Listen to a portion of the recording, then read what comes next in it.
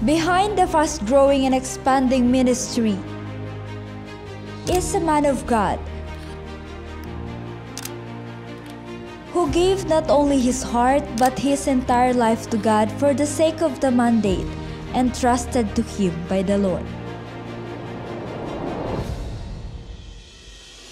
The Lord visited me, and He said to me, son, build me a true church.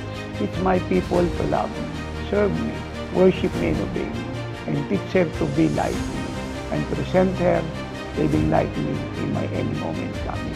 Nung nag-start nga yung ministeryo ito, ay ang congregation yata namin ay 15 lang. Yung mga cheers natin, dito pe. Yung church na yun parang squatter, tanggal, kalas, balik. Yung mga brochure nun dati, sulat kamay. Ang bigat ng aral niya. Hindi kayang tanggapin ng body of Christ sa mga panahon na yan, yung aral niya. So walang gustong maniwala. Nakasuhan niya, hindi ko din wala namang katotohanan. Kasi ako yung saksi.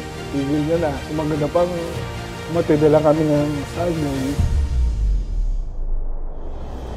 And now, the ministry that lives in supernatural, carries the greatest mandate of all, walks in perfection, and is the greatest gift to the nations around the world, is now entering another significant milestone.